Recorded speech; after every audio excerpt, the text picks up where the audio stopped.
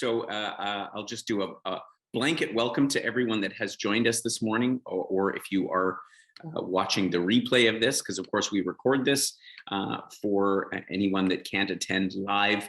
And so if you're seeing the replay, then welcome, and I hope you enjoy our presentation this morning about Egypt and the Holy Land. So without further ado, let's get started. Just a few words to start.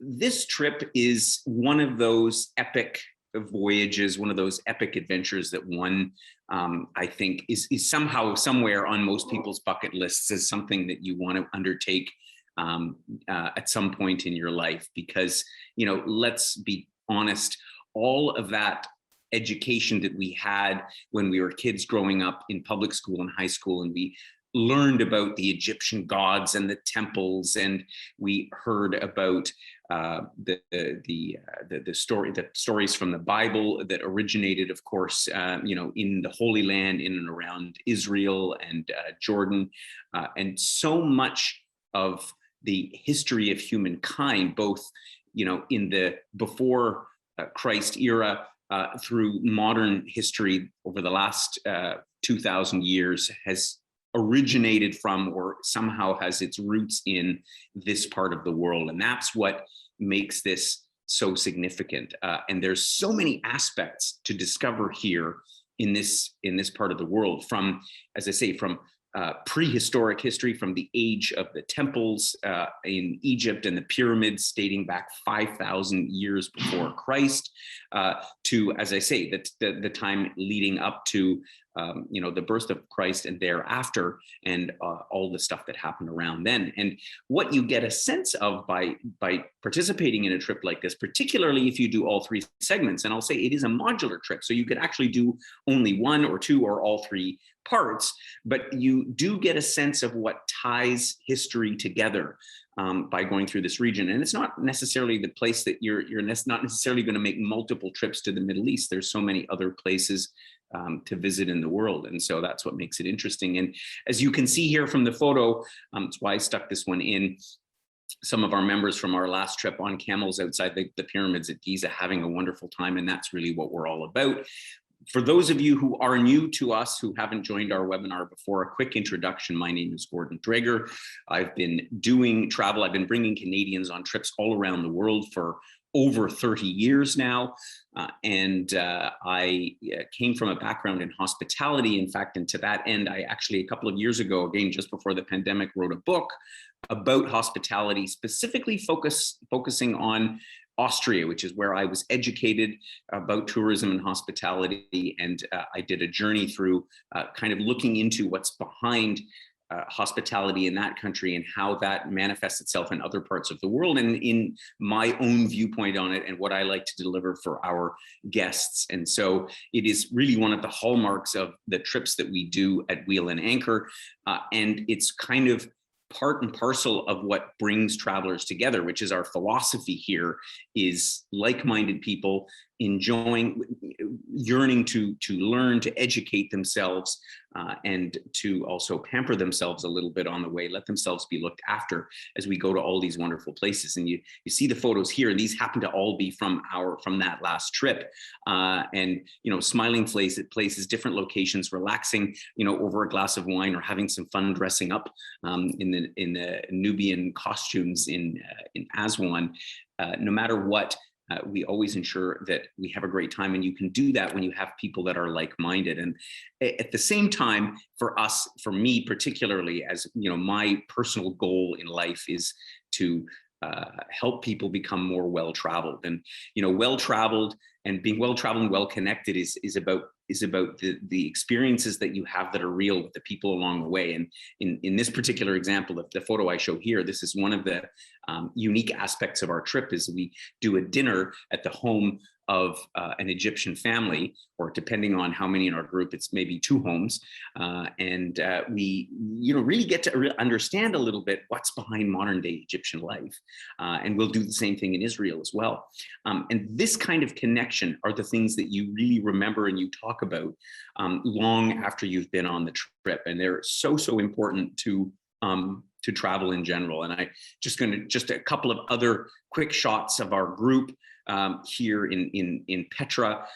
And again, these memorable experiences that people talk about for years afterwards. And now today, given that this is for most people the last trip that they did, there's a particularly strong memory and attachment to it. And there may even be some of our members that have joined in for the webinar today, just to sort of go through the itinerary and recall all those great times that we had, a glass of wine overlooking the Dead Sea in Jordan, and all the laughs and all the friends that we made along the way.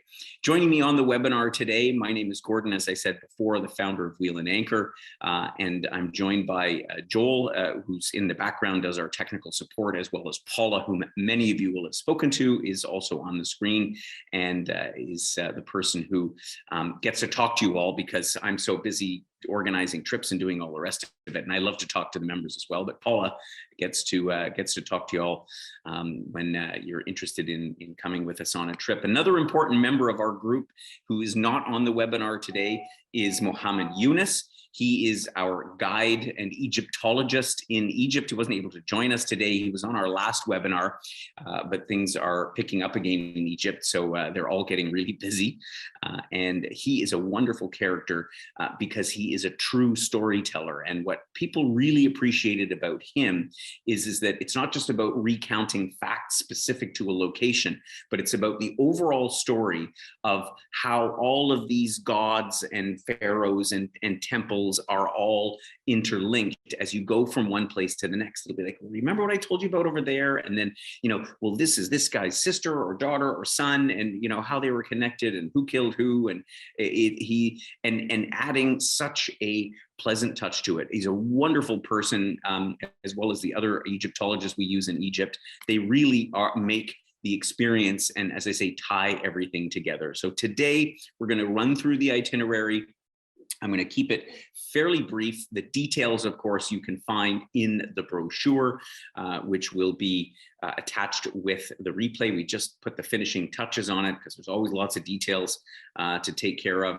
I'm going to take you on this journey today, and we're going to look at this trip, these three segments of Egypt and the Holy Land. So taking a quick look at the map right now, this trip, we've turned it on its head in terms of how we did it in the past. And in fact, this time we're going to start with the Israel portion. So our trip will start in Tel Aviv, which is the largest city in Israel, and we'll spend a few days there, followed by a few days in Jerusalem, which will now allow us to see all the key sites in Israel. When I say all, there's so much to see. You could spend weeks and weeks there, but the week that we'll spend there, I think we'll cover off the most important sites of Israel.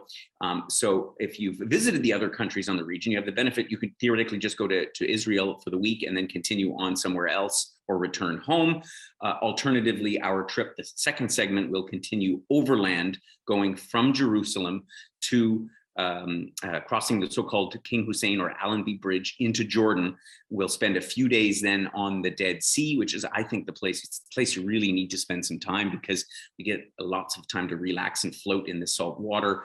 We'll visit the capital, Amman, which is not far away, and then we'll make our way south overland through some incredible desert scenery. It's really quite mind-blowing on our way to Petra, where we'll visit, of course, the Rose City, and then finally Wadi Rum, which is basically like a scene out of a space movie. It looks like the moon. It's an incredible landscape, and we'll do a desert camp there before heading back to Amman and then flying over. So those who are just interested in doing the Holy Land portion, Israel and Jordan, can fly back home or onward. Otherwise, the rest of the group who's continuing on will fly over to Cairo, spend a couple of nights, visit the pyramids and so on, as I'll talk about in a second, fly down to Luxor, which is the downstream portion of the Nile, where most of the Nile cruises begin and or end. And we'll spend 7 nights cruising up the Nile as far as Aswan, which is as far as you can cruise, of course, because of the dam, and then back down to Luxor and flying back to Cairo, and that'll be the trip. So that's the overview of it. Let's go through it now, day by day. And as I say, we'll start in Tel Aviv. The benefit to Tel Aviv is, of course, at least from Toronto, you can fly nonstop, which means there's connections from all across Canada right directly to Tel Aviv. That's assuming all flight schedules get back to normal. And of course, there's been a lot of changes with flights in over the last year and a half, but I'm fairly optimistic that things will return to normal. And when you land and when you arrive in Tel Aviv, again, a lot of people really don't know what to expect. I remember when I first went there, I really didn't know, because you're in the Middle East, and so on one hand the image that you conjure up in your mind, you land and you somehow almost feel like you're in North America, because it's a very, very developed country compared to others around it in the area, and the buildings and the newer buildings, the skyscrapers, the condos all look a lot like you find in a city in North America. But of course, interspersed amongst all of that is all this deep history. And so we will stay at a lovely hotel that's right on the seafront that we saw there. And there's a beautiful promenade that goes all up and down the beach. And it's a lovely place to just wander around. I mean, Tel Aviv feels so easy and lively and fun. And of course, once we're there, the following day is when our full excursions and so on will start, and we'll start off visiting the port of Jaffa, which is really the oldest part of the greater city of Tel Aviv, and this is where you'll hear various stories like the famous Jonah and the whale, this is the port of Jaffa, but of course a major trading port for Israel, and full of quaint little boutiques, but also some important architecture. And it's so critical, this port, to the history of Israel. And we will take it easy on our first day. We'll spend a half day sort of touring around, seeing the port. But I always find with these long trips, we don't like to go too heavy at the beginning because it's a long journey, and people are usually a little tired from the jet lag and the long flight.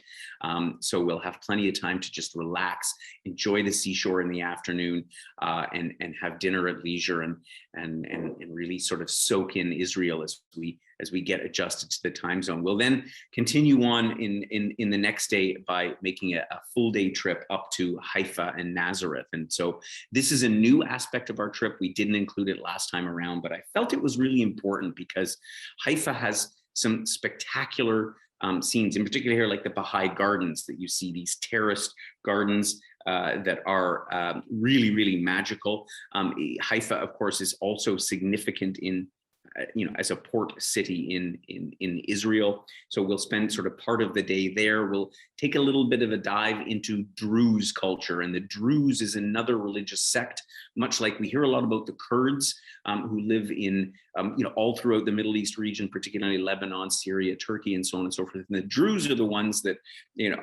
are not so much up in arms, so we don't hear about them so much, but they similarly are scattered around, and it's fascinating to hear about this culture, which is an Arab related culture, but a little bit different in their approach. And so we'll spend some time diving into that. We'll also visit Nazareth, which is of course the city where Jesus Christ grew up, and is actually the largest Arab city in Israel. And so, as you all well know, and I'm not going to go into the political lessons about it, but between Israel and Palestine, all of these different places have a very interesting and complicated relationship. So that'll be our day in Haifa.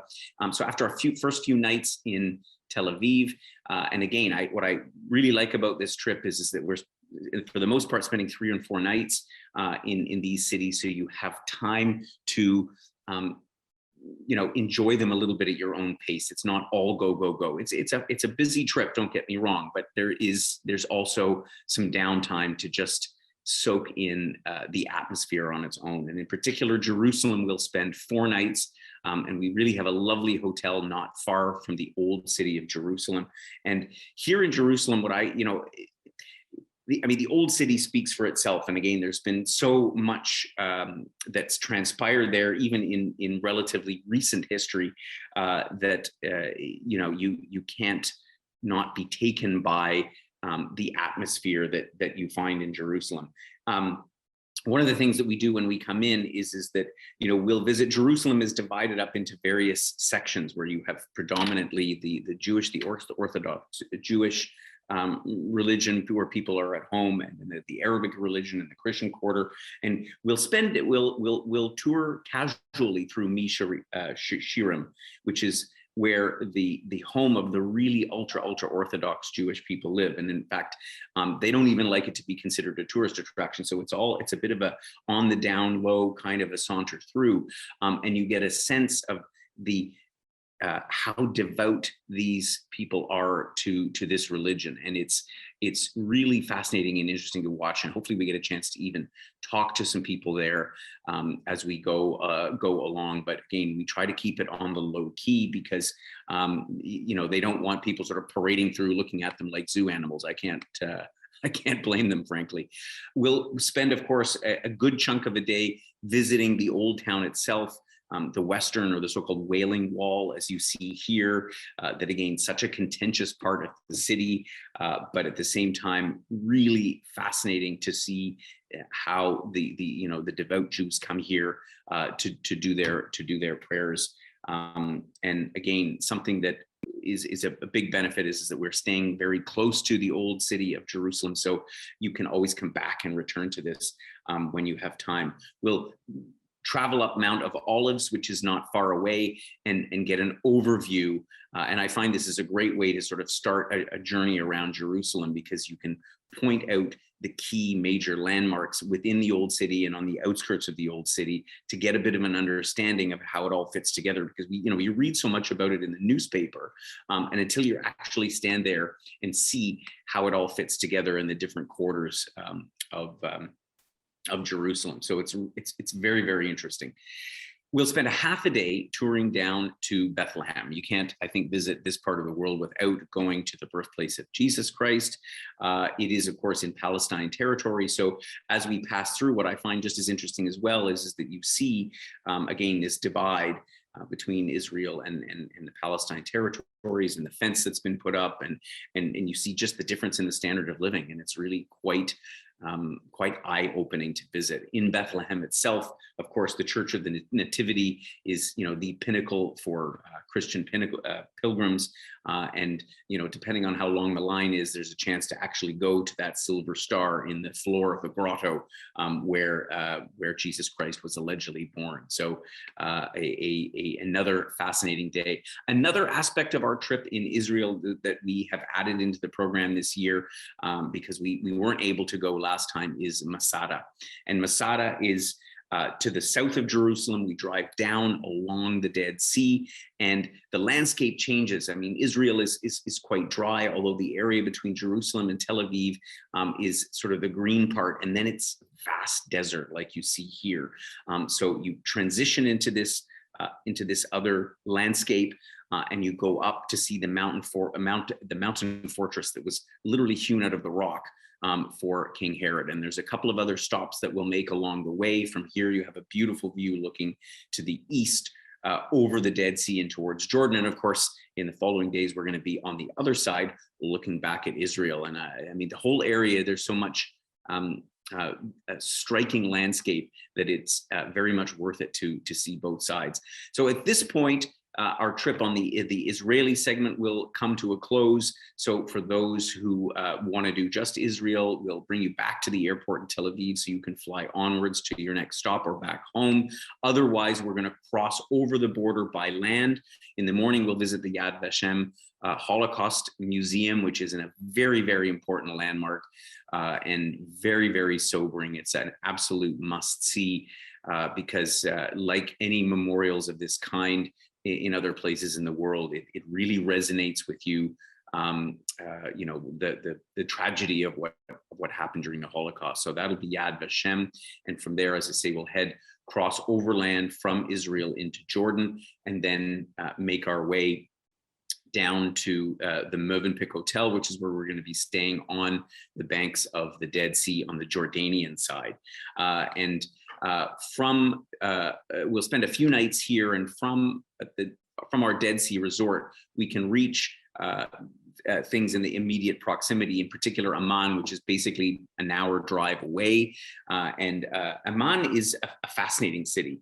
It's called the White City because when you look out over it from the main mosque that sort of overlooks the center of the city, all of the buildings look like they're white. It's really quite remarkable. And we'll spend some time visiting the sites, but more importantly, we're going to have a very traditional Arabic meal, and you'll get an understanding and explanation about how the cuisine, well, in some ways similar because of the landscape, but differs from, Israel to Jordan, and then, Egypt again, something different altogether. We'll visit this Rainbow Street, which gives us sort of an interesting perspective in all of the street art or graffiti art that has been created to depict some of the challenges and the struggles of Jordanians as time has gone on. So it's a very authentic, a very raw sort of side of the city, and we all enjoyed our time in Amman extensively.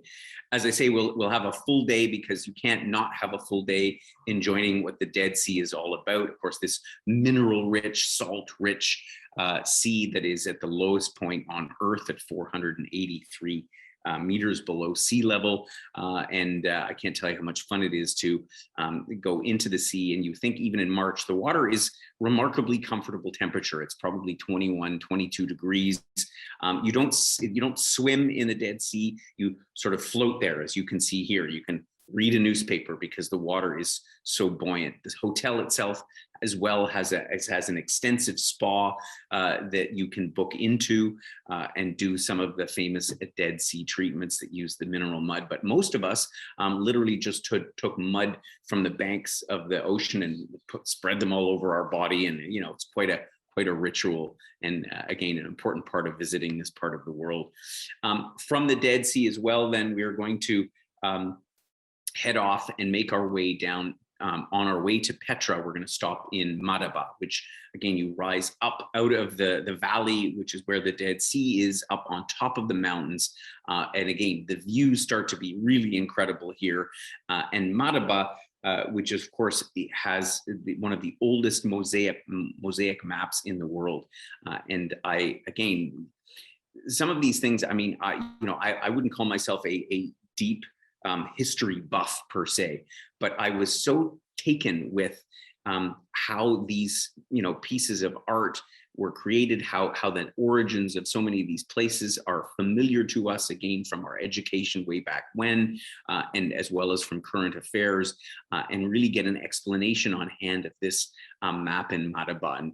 And so it's sort of a fun stop on the tour. There's also some great little shops and boutiques where you can buy anything from spices and herbs. And it's a lovely way to break up the trip as we make our way down to Petra. It's overall about a 4.5 hour journey. And then we'll arrive at what is undoubtedly the highlight of Jordan, or, I think they're all highlights, but of course, the Rose City being one of the 7 wonders of the world. We'll spend a couple of nights in Petra to enable us to do a full day walking in to this incredible wonder. And so, as you may or may not know, the Rose City, which is famous for the Treasury building, you walk down this channel. It looks exactly like in the picture. It's quite a long walk into the Rose City. In total, it's about 7 kilometers each way, but the paths are very well maintained, like you see here. And for those who really struggle with the long walk, there's an opportunity to take horses and carriages like the one that you see here, or donkeys. They have other ways to get in. I think they're using golf carts now in COVID time. But you see this 2,000-year-old city that has been hewn out of the sandstone. And again, I don't know anybody that hasn't been completely taken aback by this fascinating city and the history of how it was created, and the exactness, the precision behind all of the buildings, like the Treasury, that were built in Petra.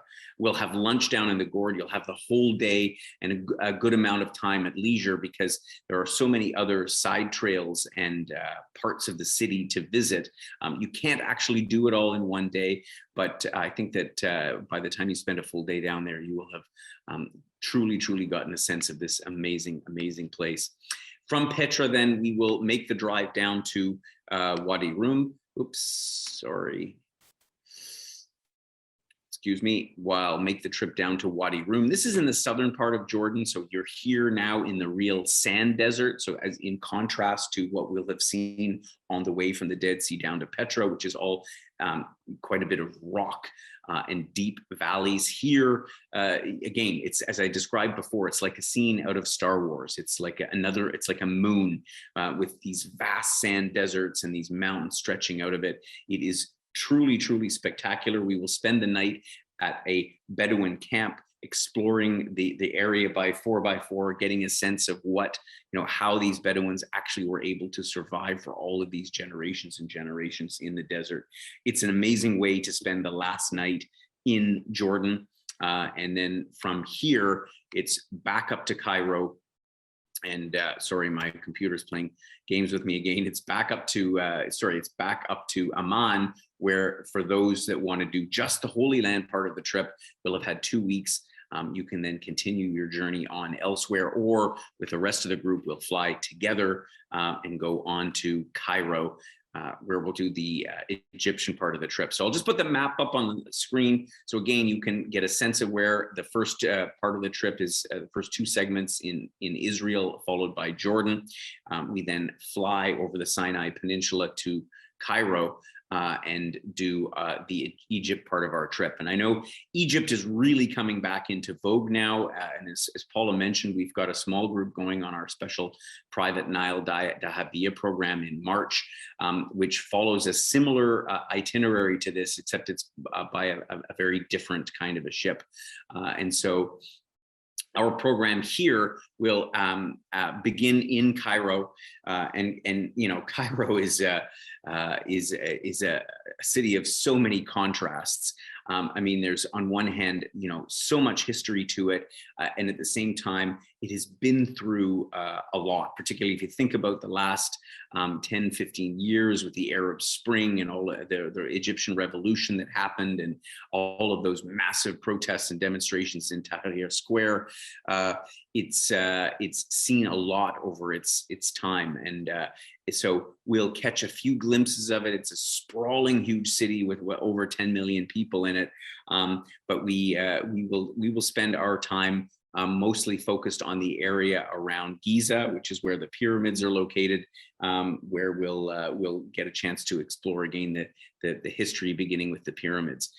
So, as I say, our first day after our first night in Egypt is going to be our day that's all about the Great Pyramids of Giza, the Sphinx, and a few of the other key monuments around here. And there's not much for me to say it. I'm not the Egyptologist. It's Eunice that's going to give you the detailed history about these. But I mean, we learned about the pyramids and the fact that their origin is still in question, but that they were built some 5,000 years ago. And but for me, one of these things that resonated throughout all of Egypt is not only the grandeur and the massiveness of these structures, but also the incredible precision and how civilizations all those thousands of years before now were able to build these huge monuments in a way with their correlation to the sun, with their perfect angles.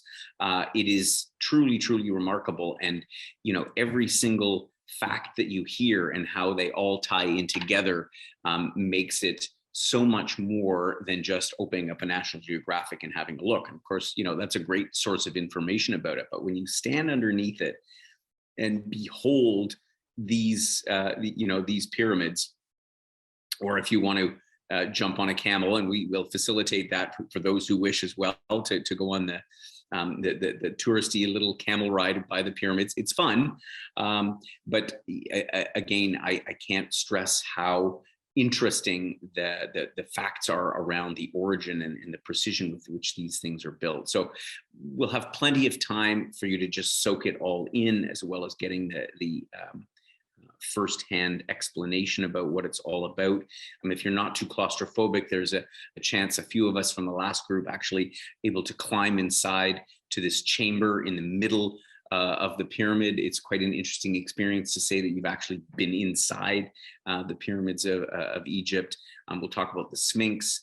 And again, all of these other great monuments. We're going to be staying nearby, so with any luck, there'll be a light show in the evening where the pyramids actually get lit up, and that is in itself quite a show. We're going to, of course, visit some of the other parts of Cairo, specifically the garbage city. And this is one of those ones that was actually a suggestion from one of our members prior to the last trip, and I honestly hadn't heard about the garbage city. But this is the beauty of how we do things at Wheel and Anchor. If we get a good idea, we sort of look into it, research it, and so we threw it into the program last time as an option, and everybody absolutely loved it. So the garbage city is a whole section of the city where the people are devoted to effectively going around all of Cairo and picking up all the bits of garbage. I know that sounds a bit strange, but the system is responsible for the fact that something like 75 to 80% of Cairo's garbage is effectively recycled, because you have a whole suburb of people that are devoted to collecting it all and storing it in their houses. And you drive through these streets with buildings filled with garbage that's all been meticulously sorted out by hand. It is remarkable. And it's also perfectly safe, even though these are some of the poorest people in the city, as you can well imagine. We went out of our cars, of our vehicles, and walked around, and there was art made from some of these pieces of garbage. I know some of our members even bought some items. Again, it's so important to see these aspects of the city that are generally not part of the tourist trail. The other highlight of the day will be, of course, the Grand Egyptian Museum, which will finally open sometime during 2022. It was originally slated to open back in 2018 and then deferred off until 2020. And we were hoping to go on our trip, but then of course it was postponed yet again. And then COVID came along. The Grand Egyptian Museum will be one of the most significant museums as far as ancient Egyptian history, by far the most significant museum in the world. They're going to have 100,000 artifacts situated within the 2.5 million square feet of exhibition space. We saw the construction. It's nearby our hotel, so you'll be one of the first visitors to be able to go in. It cost over $1 billion. I mean, all the facts surrounding this thing, it's going to be very exciting, and the Egyptians are anxiously awaiting for it to be complete. So we'll have sufficient time to catch at least a little bit of the mammoth display that's going to be at the Grand Egyptian Museum. So after a couple of nights in Cairo, we then hop on a plane again and fly down for our 7-night Nile cruise, which is going to be a welcome bit of relaxation, while at the same time, lots of activity, lots of learning. But it'll be great to be able to do it from the ship. And of course, the trip starts at Luxor. And it's in Luxor, which I'll talk about in a second, that we embark upon the MS Nile Style. This is a sister ship to the one that we were on last time.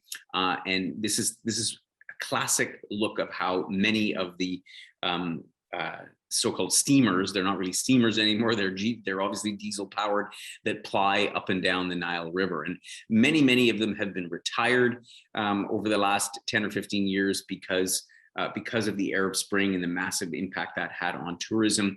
But this is one of the beauties. And I actually toured around several other ships to get a gander at what are the other ones like? Because I'm always like, I want one of the best ones. And I can honestly say the MS Nile Style fits that bill.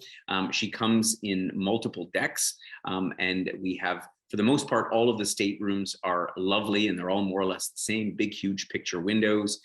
There is an observation level on top. We're going a little bit later this time around in year, so the weather should be a little bit warmer. When we were there in January of 2020, it was a bit nippy, I think a little chillier than we thought. So by the end of, by the beginning of March, the weather should be lovely. We should be able to enjoy some lounging outside on the deck as we cruise down the Nile.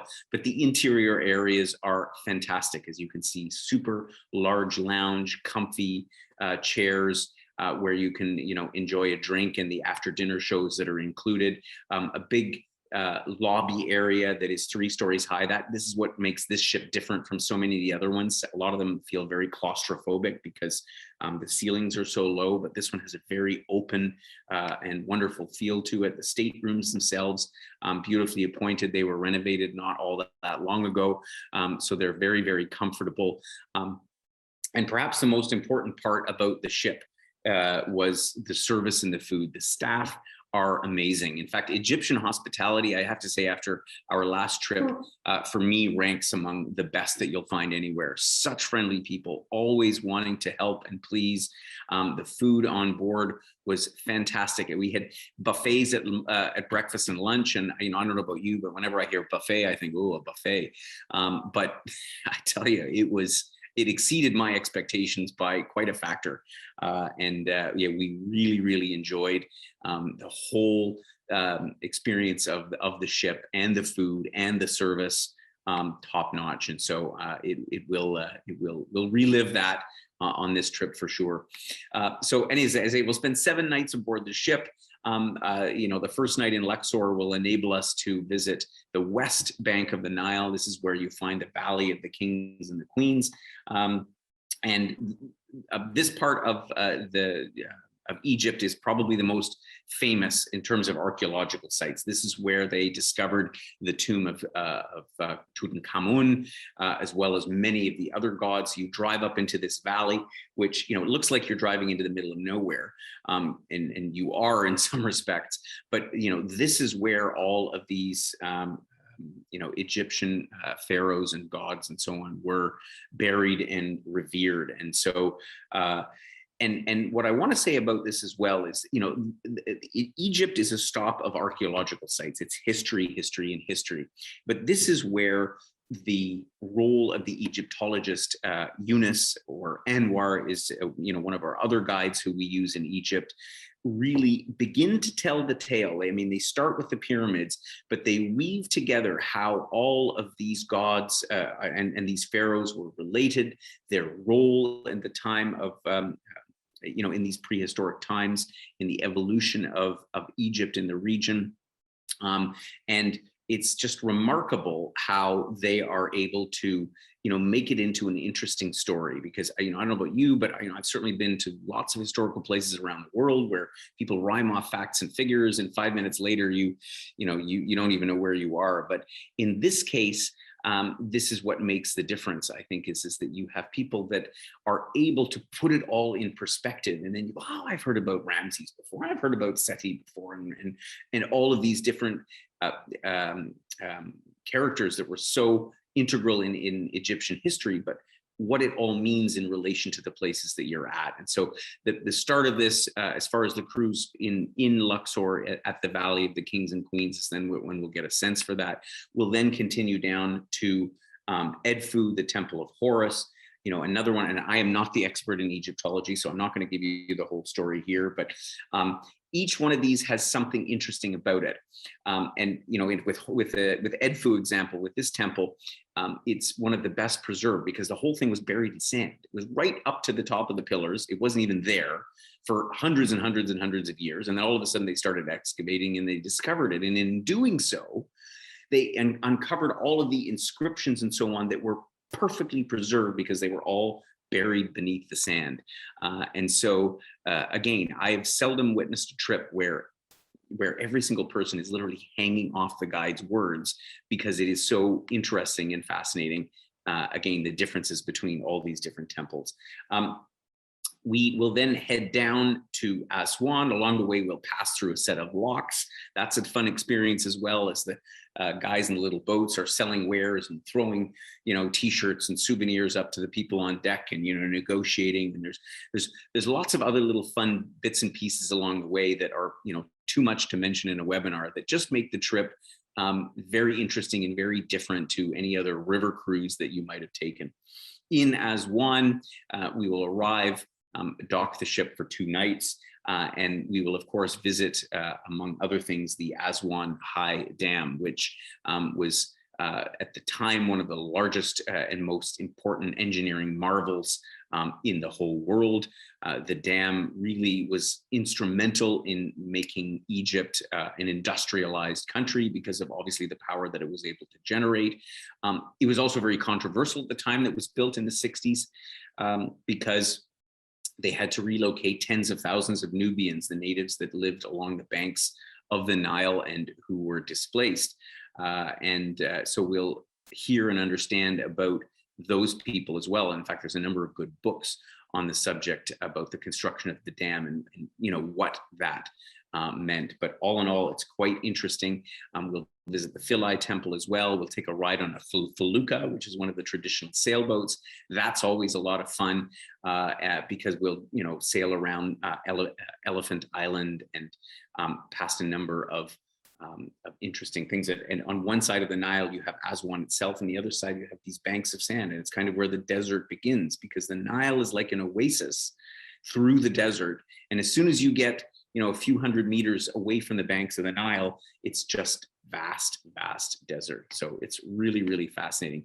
We'll have a full day in Aswan where there is the option to fly down to see Abu Simbel, or in our last group, I think 80% went down to see Abu Simbel and the others stayed behind and enjoyed Aswan itself and visited the markets. And there are a number of other things to see. I just want to say about Abu Simbel itself, I must admit, before I had gone, I was not even so sure. So why do I want to go down and see a bunch of big statues? It is remarkable. And I think every single person that was on the trip said, yes, it was well worth it. You fly down to the very southern part of Egypt. This is on the border to Sudan. And, there's an airport there. There's basically nothing in the town. Everybody is there to visit the temple at Abu Simbel, which is, believe it or not, after the pyramids, the most visited site in Egypt, even though it's sort of in the desert on the banks of of Lake Nasser in the middle of nowhere. And so the whole day is quite an experience itself, from the flying along when you see the expanse of the massive Lake Nasser that was formed when they built the dam, these massive statues that were relocated from the banks of the Nile before the dam was built. And it was at the time it was perhaps still today, the most significant reconstruction projects undertaken under the auspices of UNESCO, because they took 5 years, stone by stone, to relocate the entire temple to its present location, because it otherwise would have been underwater. So anyway, without going into more details on that, this is really an amazing day trip to take part in. So we'll go back to Aswan, begin our journey back downstream, so back towards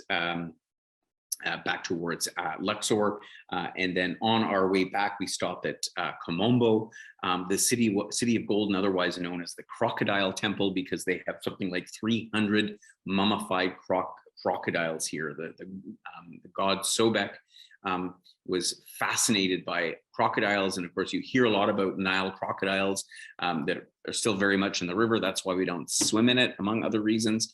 And in Komombo, you get to see all of these mummified crocodiles.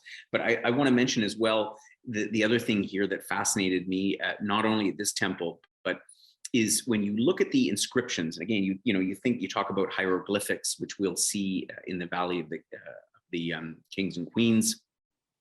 But the inscriptions and the reliefs on these temples, when you see them firsthand up close, and you understand when you see this raised relief out in this massive piece of rock, and it is carved to absolute perfection, and they hardly even understand today how it was that you could take this mammoth piece of granite or sandstone and then carve the entire thing so perfectly without any mistakes in it. Because if you make a mistake, you've screwed up the entire thing. And so Eunice or other guides will sort of give some insight, because they still don't exactly know how they were able to accomplish it. And I tell you, it is, anyway, I've gone on, it's so incredibly fascinating. Our cruise will then come back to Luxor. We'll have a final night on board. And then, of course, we'll visit two more incredible temples, the Luxor Temple and the Karnak Temple. And I was just saying before, you would think at this point, you'd be like, oh, people would be like, I don't want to visit any more temples. I've seen enough along the way. But I tell you, not one single person stayed behind, because the story isn't finished until you've actually gone to see these other temples. And, the Karnak Temple, which was built by Seti the First, and I forgot to mention at Valley of the Kings, one of the things that we're going to do at Valley of the Kings is visit a tomb that is actually not on the tourist list. So when you go into the Valley of the Kings, there's like 5 tombs that are open to the public, and that's where everybody goes. What people don't know is that there are numerous other tombs that are still in some process of archaeological excavation, but they are not open to the general public, and you have to buy a separate ticket. And so the most spectacular of which is the tomb of Seti the First. And we have made arrangements. It costs an extra $100 to see this tomb, but it will blow all of the tombs that are otherwise amazing out of the water. And so we're going to go and see on this program that tomb that all the other tourists will not be going to see. And so Seti also was responsible for building Karnak Temple, and the Luxor Temple, which when you enter in has 28 of these massive columns that, once again, you think, how on earth were they able to build these perfectly vertical columns inside this temple? Really, really incredible. A great ending to the trip. And maybe there'll be time for cocktails at the Grand Hotel that's beside the Nile River there before we have our farewell evening aboard ship, and our trip will conclude. We'll fly back to Cairo, spend one more night before we catch our flight home. And depending on flight schedules, there might be an extra night here and there where things are still a little bit in flux. But officially, that will be the end of the trip. And we'll get together, share photos, share memories about all these incredible sites that we will have seen along the way. I can't tell you how much this trip is exciting. I'm not sure if I'm going to be hosting myself. I'm dying to go back there. Of course, I'm being pulled in a million different directions. You'll find all of the details on this, of course, in the brochure itself. So just a quick overview here. As I say, we've divided into segments, so you can do each one, a week in Israel, a week in Jordan, or the 10 days in Egypt. And so you get a sense of the pricing here. I'm not going to go through all of the inclusions, but again, what's important to note is on board ship, all of your meals are included. We have a lot, breakfast every day, either a lunch or a dinner on all the other days. We have the entrance to this Seti tomb, which again is not on most agendas, and the domestic flights and so on. And so apart from that, what's left out, of course, flights, which we can help facilitate for you to the extent that you don't want on your own. Egypt requires an entry visa, which you can relatively easily do online, or we can help you with that. And of course, cancellation insurance and all those usual things. But for the most part, for the trip itself, it's you're pretty well covered off. So far, it looks like airfares are holding where they were pre-pandemic.